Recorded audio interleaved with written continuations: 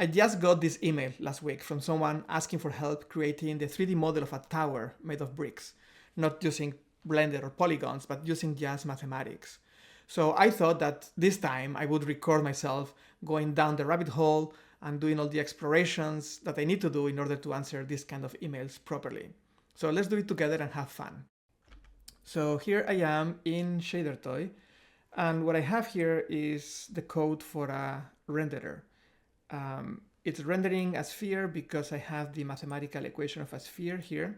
This is a signed distance field. We won't go into those things today, what those words mean. But basically, here we have a function that given a point in space, a 3D point P, and this can be any point in space, it will return a distance to the closest surface. So effectively, this function implements a field as we understand them in physics, I guess. And by taking the point P and making it into a vector and taking its length, we are basically computing the distance from this point P to the origin of coordinates. And then I'm subtracting 1, which is the radius of the sphere, such that any point inside the sphere will have a negative d, every point outside of the sphere will have a positive d, and then the zero isosurface, the values where d equals 0 is exactly the surface of the sphere, right? And down here I have some lighting and some coloring equations, which we won't go into today. I want just to focus in the geometry because that's what's relevant for the bricks and mortar problem or question that we were asked today. So let me go ahead and, following this person's own words, create a box for making a brick for the tower. And I am just realizing that I did delete the function that I had for the equation of a box, but I think I have written this enough times that I can just start writing it and work out from first principles how it works, or at least remember what the steps are. So for a point P in space and a box of size B, and it has 3 coordinates because the box will have a width, a depth, and a height. The first thing we do is probably just to consider the space to be symmetric by taking the absolute value of all the coordinates and subtract B.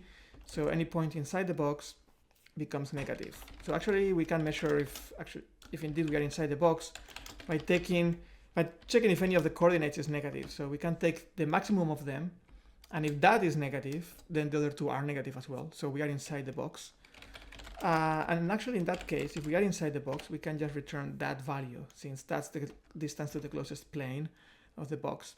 If we are inside, on the other hand, I think we can just take the point P itself, which we already subtracted B from, and just clamp it. So we only consider the coordinates that are outside of the box. All right, so this should give us the distance to a box. And let's just double check it very rapidly, but making a box of 0.5 meter width, height, and depth. And let's see if that works. Okay, so this is our box. So far, so good. So let's make the box closer to the camera, maybe by 1.5 meters. That's pretty good. And let's make the box much smaller. So this is going to be a brick for our tower. So I'm not, excuse me. There we go. I am not an expert in bricks, but I'm assuming I'm gonna make them 10 centimeters width and maybe 20 centimeters wide, something like that. Maybe 30 centimeters. So it's a long brick, but I think that will work. And now let's create the circular repetition, the ring domain repetition that this person was talking about. So what we are going to do is to first measure the angle that this brick, any point P in space, is doing relative to the x-axis. So that's A, the arctangent. And now we are going to split the whole circle in 12 sectors. So each sector is going to have an angle of 2 pi or tau divided by, well, the number of bricks that we want in the circumference of the tower. So we can make it 16 or maybe 12. I don't know, we'll see how things look like. And now for every point in space P, for which we already computed the angle in kind of cylindrical coordinates, we need to know in which of those 12 sectors this point falls into. So we are going to do that. Let's do something like sector ID, and that's going to be simply the round of the angle divided by the size of each one of those sectors. And once we have the sector ID, what we can do is to rotate whatever points are inside any given sector, we can rotate them all to fall into the first sector, because that's where we are going to define our brick. And by doing that, because of the way we are composing this mathematical function, if we go backwards, we can see it as the brick being propagated to these 12 sectors. So we are going to get 12 bricks for free, or for the price of one, if we manage to bring any point that is not in the first sector into the first sector. So let's do that. We are going to use a rotation angle of, let's see, it's going to be the sector ID times, well, the size of a sector in radians. So basically, if you are in sector number 3, we want to rotate you 3 times the size of a sector to bring you back to the first, right? So once we have that, we can just now start rotating our point. This is just regular rotation matrix into D. And then I guess P dot XC. And there we go. So now we have our, it should be 12. I didn't count, but I'm pretty sure this will be 12 bricks. So we can do 16, 11, whatever we want. I think 12 looks good. All right. So second step, pretty much as this person was already mentioning in the email, we are going to do vertical repetition. So the deal is very similar. Instead of polar coordinates, we are going to just use regular Cartesian coordinates, but we are going to create, layers of bricks. So actually, let's just call it layer ID, just like we did sector ID. And well, the principle is very similar to what we did for the sector ID. We are going to take the position in space vertically, divided by the size of a ring. So let's call it, I don't know, or of a layer rather, SP for spacing maybe. Float spacing, and the spacing between layers is going to be, I don't know, let's see. So these bricks are 10 centimeters in semi-height, right? This is kind of the radius of a box. So the bricks are 20 centimeters. So let's make a spacing of 30. Let's see how that goes. Once we have the layer ID, we can now move any point that is not in the first layer down to the first layer, or if it's below, we will move them up to the first layer. So we can just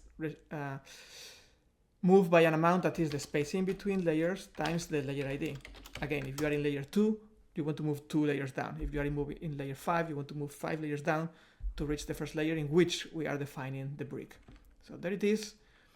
I think we can also add some rounding to the brick to make it a bit more natural looking, maybe 3 centimeters, 2 centimeters, 2, 5. 5 is too much, right? Actually, I kind of like 5. So let's do 5, but now we have to increase the spacing a bit between the bricks. What about that? Maybe 40? Okay, let's go 40. Something I don't like is that I don't see the interior, which I need to in order to do proper modeling here. I don't see the interior of the tower. So I'm going to limit the layer ID to be something like, let's say 3, so that nothing can exist above the third layer. Let's go 1 layer at the top. And for below, we can do any big number that we want, let's say -10. So now I can see the inside. This is limited kind of domain repetition.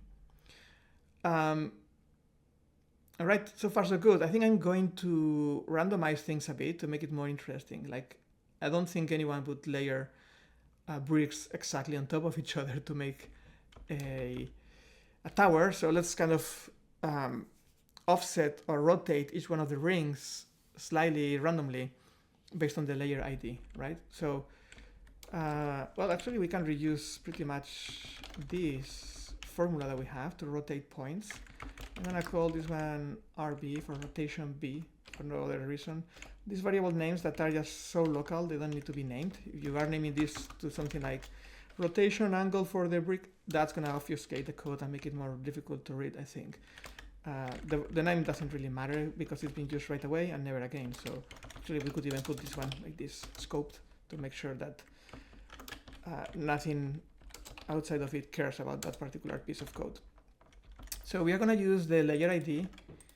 Let's put some random number here to rotate every one of the layers. And there you can see this thing working. All the bricks are being moved. Okay, that's pretty cool. What do you think about that?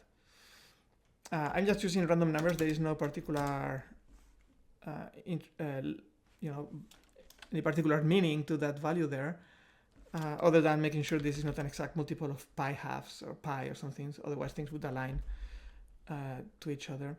We can also randomize it a bit further if you want. What about we pass this through a big sine wave, big as in big amplitude, something like that. Okay, that looks good as well. Doesn't matter much. Okay, so we got this. Now let's start tackling the actual problem that this person was talking about, which was the mortar. So my proposal was to add a new piece of geometry to make the mortar and then blend the bricks to that. So let's create the mortar, which is going to be kind of a cylinder, or rather a tube. I want a tube, a hollow cylinder, right? Because I want to see the inside. I want to have an inside to the tower, so we can put potentially, rooms and doors and whatnot. So I don't have the SDF of a tube, but I think we can quickly make one. So it's going to be a function of P, of course. And then the definition of the tube will be based on a size or radius, on a height for the tube, and then on a thickness of the walls, a width. I could call it thickness, maybe. Doesn't matter. So what we are going to do, I think the easiest way to create a tube is to think of a rectangle or a box that will revolve in space. So it would be like a 2D box, I suppose. So let's create some kind of, circular or polar coordinates. No, I guess it's cylindrical coordinates based on the 3D point that we have. We are going to kind of project the 3D point into a plane that we are going to revolve. So we can just take the length of the X and Z coordinates, and then we have the Y coordinate for the second coordinate of our 2D point. And I guess I can move the X component a bit to the right by the amount that I want, the distance that I want the 2D box to be extruded from the axis of revolution. So that's going to be the radius of the tube.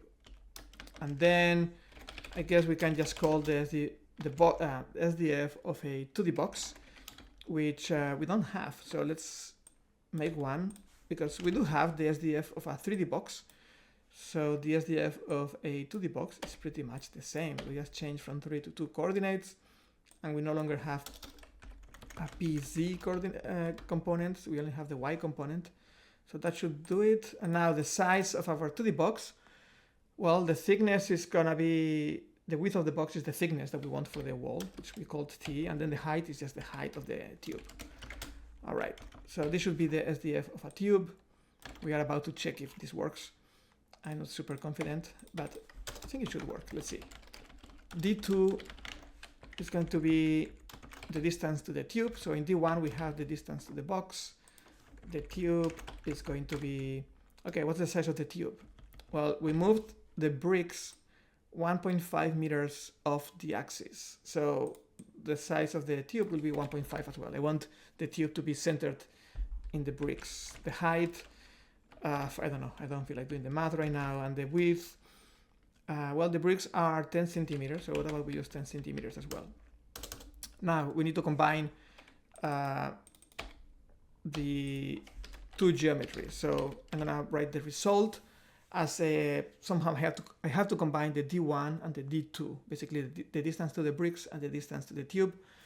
And well, this function is responsible for giving the closest distance to any geometry in the scene. So the closest distance will be whichever is closest, D1 or D2. So let's do the mean. And then we have a tube. Let me make it smaller, maybe 1 meter. And oh, I see what's happening. You see, we are evaluating the tube at P, but P has been heavily distorted by vertical repetition and rotations and whatnot. So we need to evaluate the tube in the undistorted original like coordinates or space. So actually let's call it OP for original P. And let's put that there. So there we go. Okay, so let's go back to 1.5 meters. And now, well, I don't want this tube to be that tall. Oh, I see, but it's also getting shorter at the bottom. So, okay, let's move the whole tube down by, I don't know, let's say 1 meter. And now start making the height larger again. 2.3, 2.4, 2.5, 1.6, too much, 1.5. There we go. Beautiful. All right, so what else can we do here before we start actually trying to blend the bricks and the mortar together, which was, again, the original question. I think I'm going to randomize things a little bit more. We randomized the rotation of each one of the rings, but I think each brick needs its own, kind of random qualities to it. So let's go ahead and maybe create a random number for each brick and use that to change any of the parameters here. So first random number can be, it doesn't matter, it can be the sign of the, let's say the sector ID times some random number plus the layer ID times some random number. I'm just pressing, letting my hands basically fall into the keyboard at random places. And it doesn't really matter much, these numbers. All I'm trying to do is take the layer ID and the brick ID. These are kind of 2D coordinates that index each one of these bricks, multiply them by something big to create aliasing inside the sine wave. Aliasing is when you have something that is such high frequency that you basically lose the shape of what is being sampled at the sampling rate that you are using. So in this case, we are sampling bricks and layers by, one at a time, but these high frequencies are going to create basically unrecognizable sine waves here. They're gonna distort the shape into something that looks more like noise, really.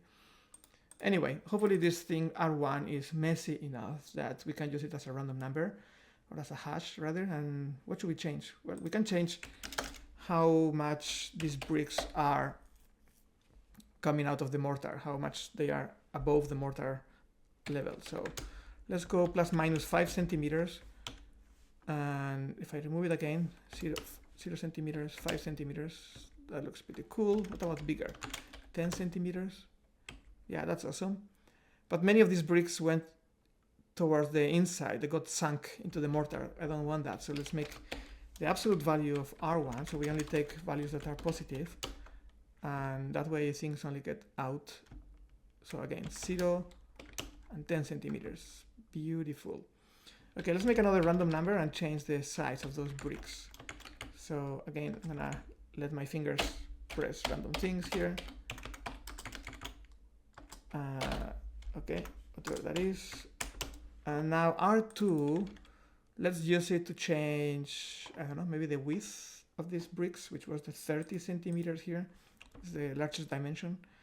And let's add, I don't know, 5 centimeters maybe. I was a bit distracted because I saw a little artifact on the back side. You can see an artifact here where for some reason the brick ID is not being continuous. I guess it has to do with the round function perhaps. You know what, I'm going to ignore it for now because we can just hide that. Hide it, and also I want to move fast so we get to the mortar and brick blending, which is the key and the question we had in the email. I'm gonna do one more. What else should we randomize? What about, okay, that will do. I don't know why I have different number of decimals for different things. I don't like that. Let's change the, I don't know, the height maybe. Plus minus 3 centimeters. Maybe 5 centimeters.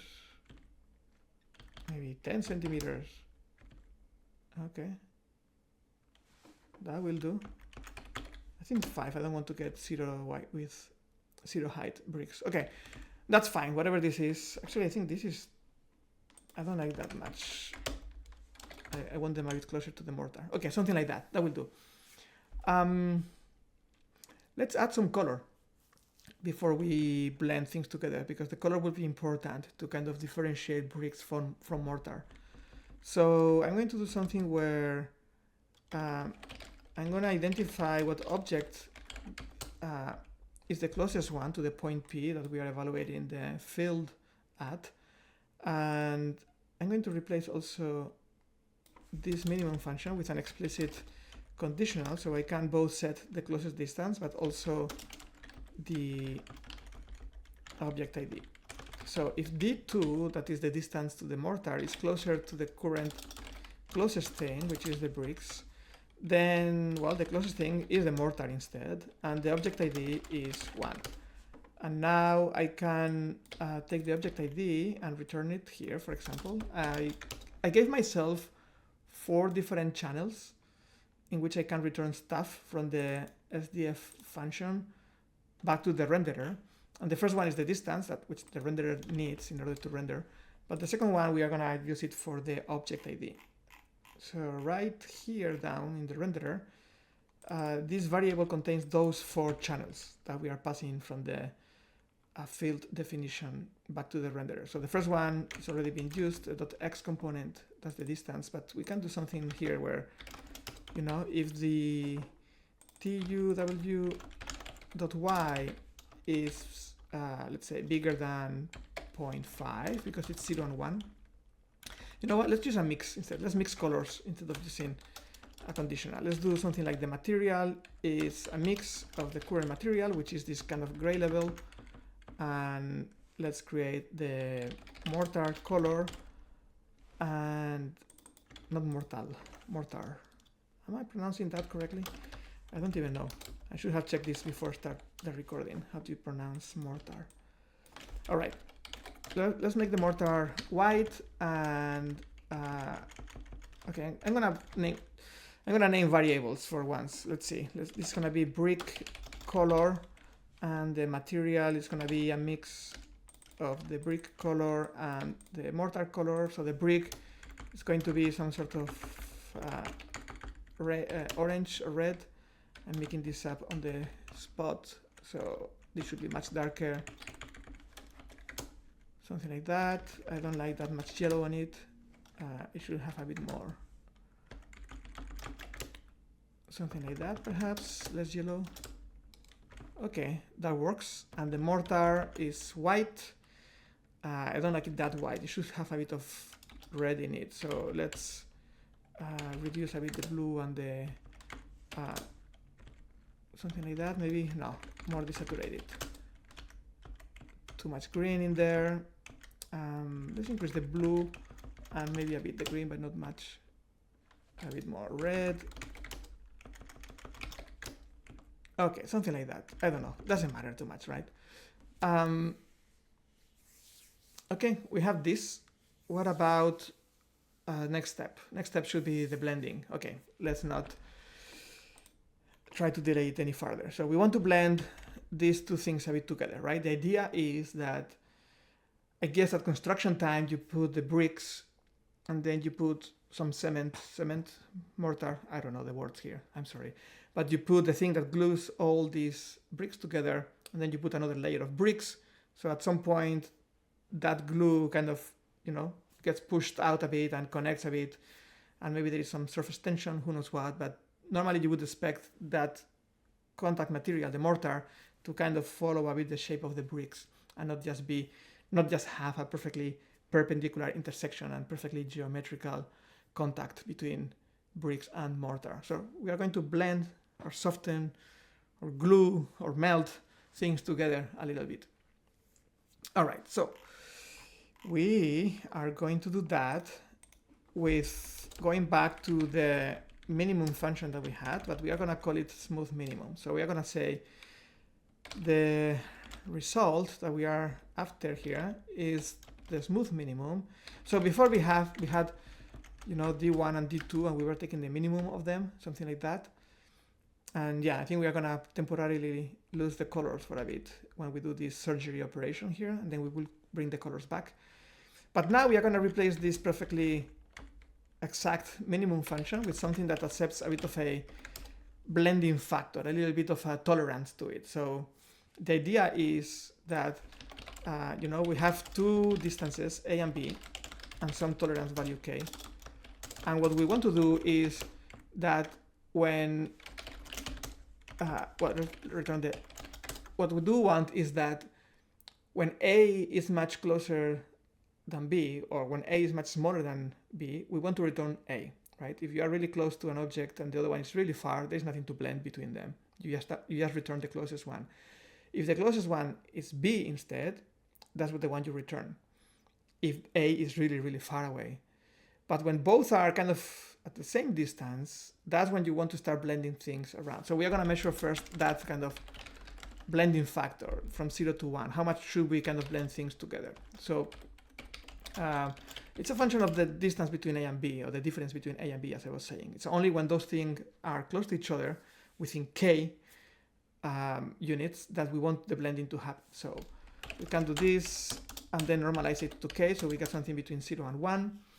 And now what we do is to distort the minimum function with a function of h. I have done this so many times, I do remember this now, but you can derive this function easily. It's kind of a quadratic, as you can see in h. It's a kind of parabola. So h goes from 0 to 1, and what you want is to create a parabola that goes from 0 to 1, and then the k/4 factor is just there to make sure that there is no discontinuities when you go from the min function to this kind of modified smooth minimum function. So I might have done some mistake here, but it looks correct to me from what I remember and from thinking about what it should be doing. Everything looks fine. So let's go ahead and see if we get a factor of 10 centimeters. Actually, I did forget something. In order to normalize things, for k to be physical units, k has to be multiplied by 4. And now this blending factor actually means something. It means 1 centimeter in this case. So we do have bricks which are 10 centimeters in radius or 20 centimeters in height. And about 1 centimeter is going to be the size of that kind of connection between mortar and brick. If I make it larger, 5 centimeters, everything blobs too much. So I think 1 centimeter is good. Problem is we lost the object ID logic that we had to determine what's a brick and what's mortar. So what we are going to do is, well, let's make the result a vec2, so it returns two things: the blended smooth minimum, or the closest of the two distances considering the blending, and the blending factor from 0 to 1. So that way we will know when we are in the brick, when we are in mortar, and so on. So let's go here and return two things. We're gonna return first the distance, and then, if I remember this correctly, we can return h when a is the closest one, or the opposite, or the inverse, or the complementary interpolator, like 1 minus h when b is the closest distance. So that should do it. And now we can return x for distance and the object ID for the blending factor as object ID from 0 to 1. And I do see some artifacts. Oh, I know what's happening, I think. Yeah. So actually this should go from 0 to 0.5, and this one from 0.5 to 1. So I have to multiply by 0.5. Okay, there we go. Now we have a very nice blending there between bricks and mortar. And in theory, this is something that I could now, take a screenshot of or share a link to this person that sent me the email and say, yeah, I think you should do this, put a cylinder in there and blend it to the bricks. That works great.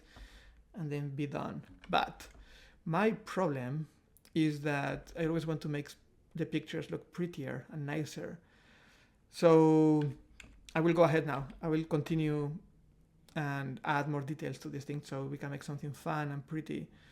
And actually many of the shader toy examples that I have where I do these mathematical paintings and whatnot is just me having gone through some unnecessary rabbit hole when I got an email or a message or something, and then I get carried away with making things look good. So let's do it. And the first thing I'm thinking of is, now that we have color, let's add more randomness to these bricks.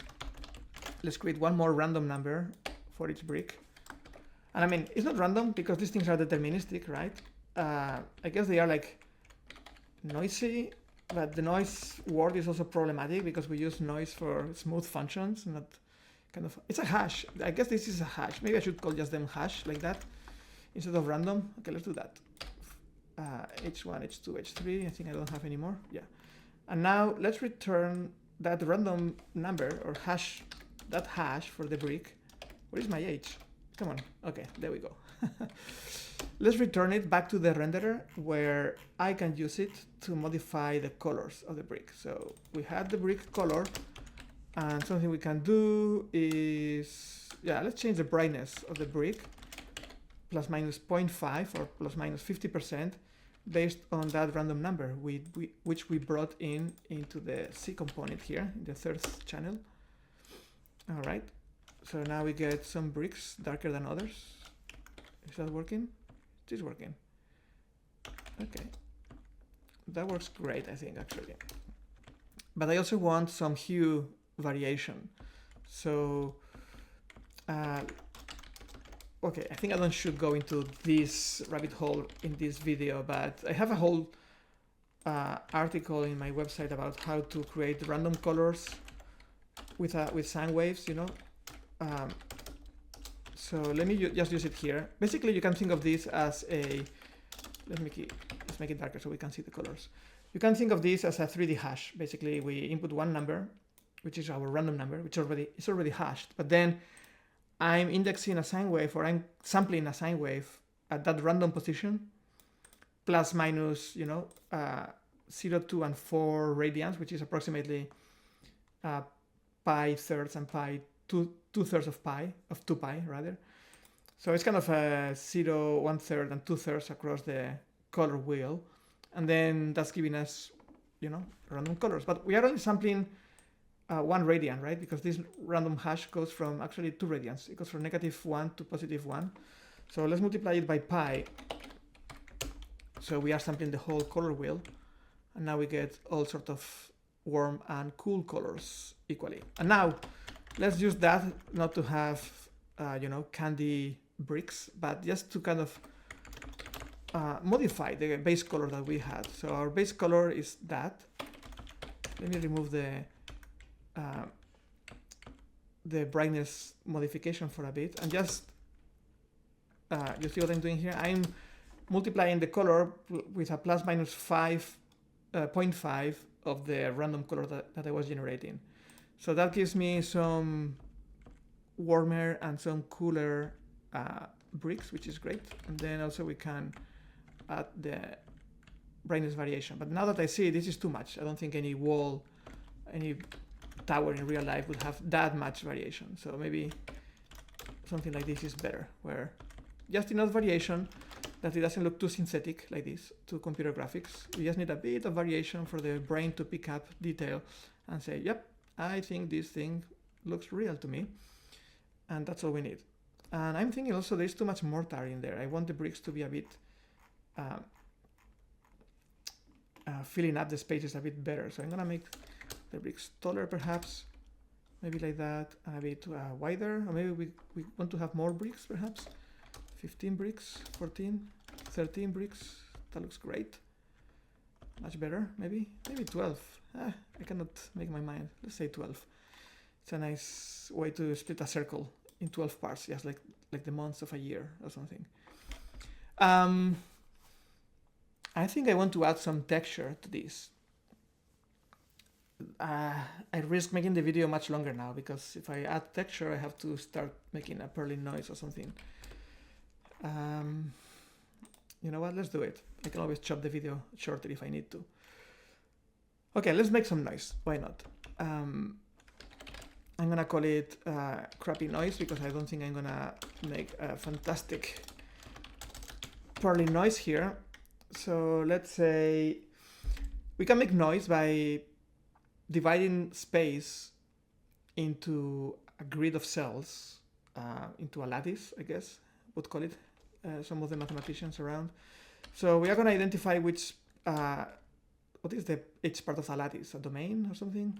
Which cell we are in, by just taking the floor or the integer part of the coordinates of the point P, and then the relative coordinates within that tile just going to be the fractional part of that, right?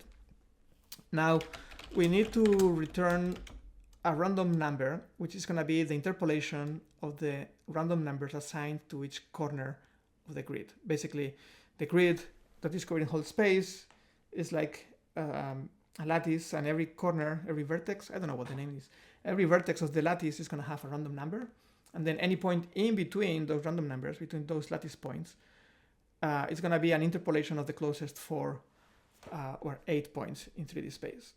And that way, as the point P moves over a space, it's going to smoothly and gradually pick up the randomness of all these points in the vertices of the lattice, but in a smooth way. We don't want to have discontinuities or anything. So noise in computer graphics is supposed to be smooth. I mean, there's also white noise. Anyway, let's do this. So we have to generate 8 random numbers for each one of these vertices. So I'm going to use a hash again, and I think I'm going to use any of these hash functions that I already have here. So hash of a point P is going to be something like that.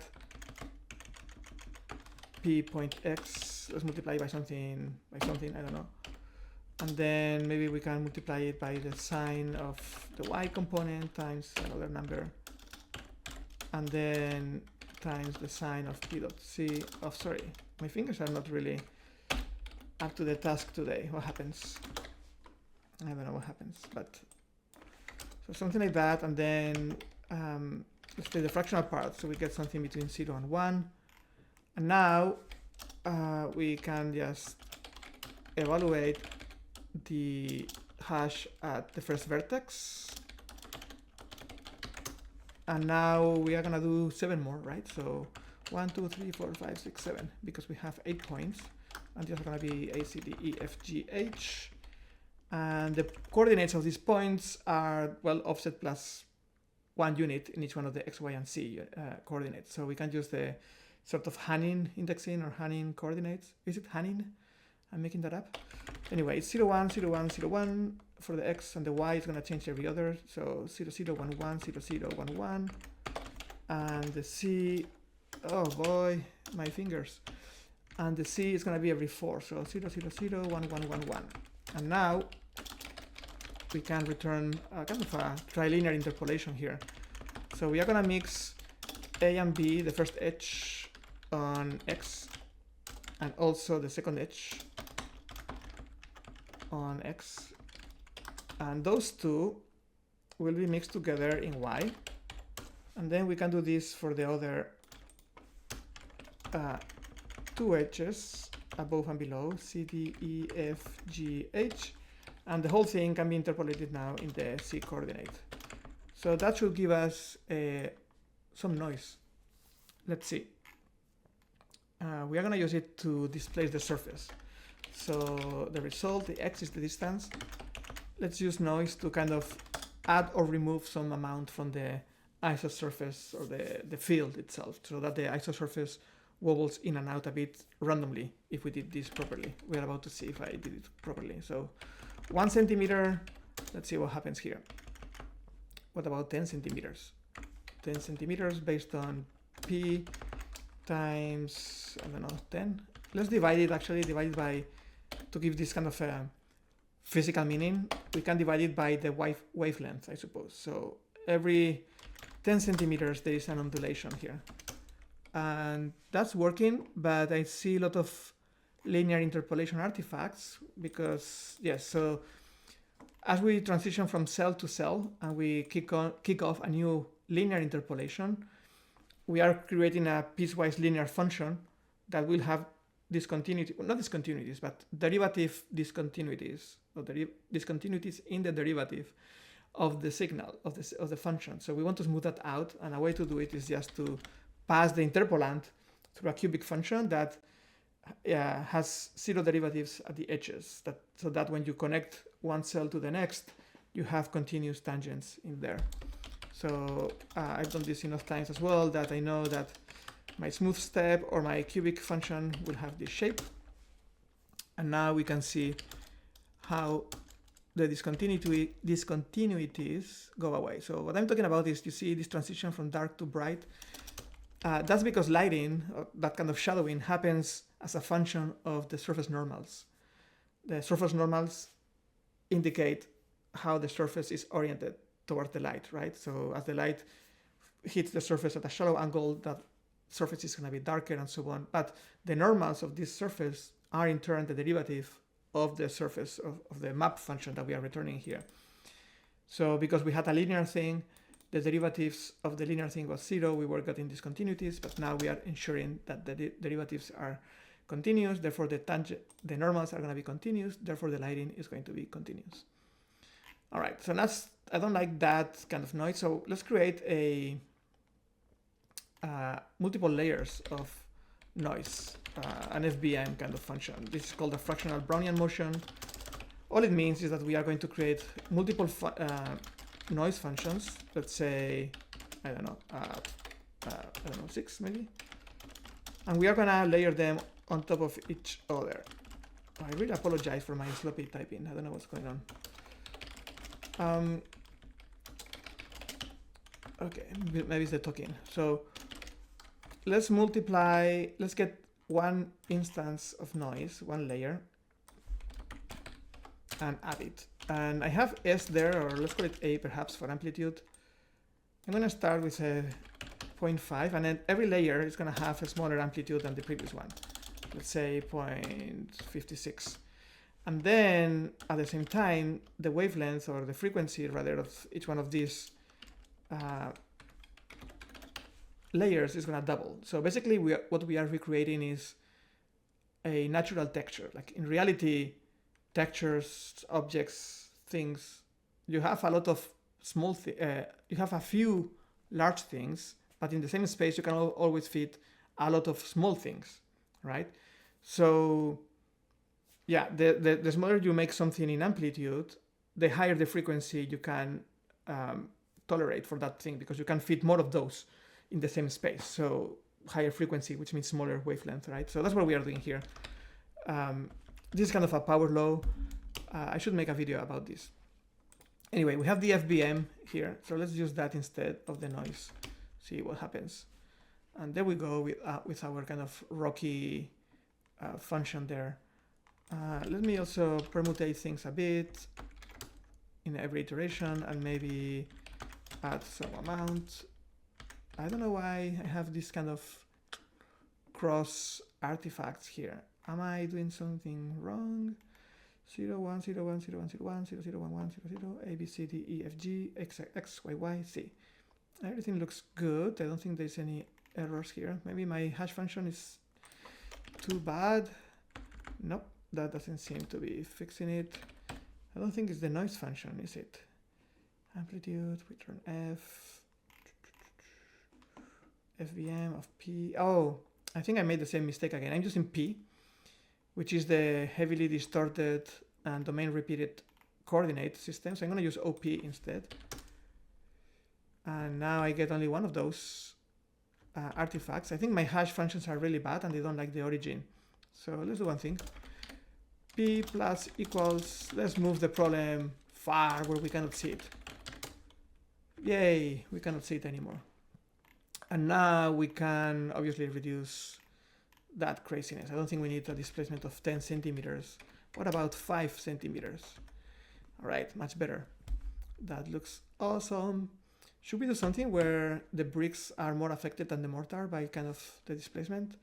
After all, we do have the, remember the kind of material ID? So we can do something where it only affects the mortar, or maybe 1 minus that thing, so it only affects the bricks and the mortar is perfectly smooth. But maybe we want to leave a bit of displacement for the mortar as well, maybe half of that. But we want a heavy one for the bricks. And maybe less, I think I need less, longer wavelength here for this, maybe 15 centimeters. Yeah. All right, look at that. It's looking pretty sweet, I think.